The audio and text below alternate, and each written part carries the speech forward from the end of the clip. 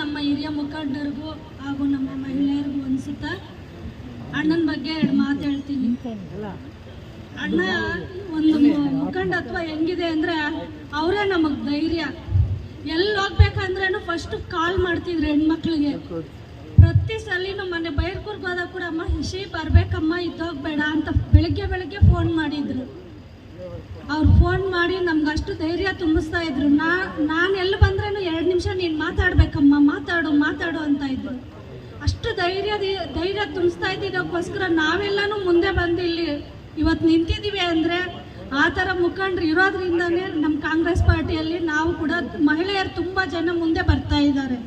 ಅದೇ ರೀತಿ ನಾನು ಎಲ್ರಿಗೂ ಅಷ್ಟು ದೊಡ್ಡವಳೆಲ್ಲ ಹೇಳೋ ಅಷ್ಟು ಆದ್ರೇನು ಚಿಕ್ಕವಳಾದ್ರೇನು ಎಲ್ಲರೂ ಸೇರಿ ಅವ್ರ ಆಸೆಗಳೇನಿದೆ ಆ ಕೆಲಸಗಳು ನಾವು ಮಾಡಬೇಕು. ಅವರಿವತ್ತು ಎಷ್ಟು ಒಳ್ಳೆ ಕೆಲಸ ಮಾಡಿ ತಾಲೂಕಲ್ಲೊಂದು ಹೆಸರು ಗಳಿಸಿರೋದ್ರಿಂದ ನಾವು ಅವ್ರನ್ನ ಎಷ್ಟಿವತ್ತು ನೆನೆಸ್ಕೊತೀವಿ, ದುಃಖ ಪಡ್ತೀವಿ.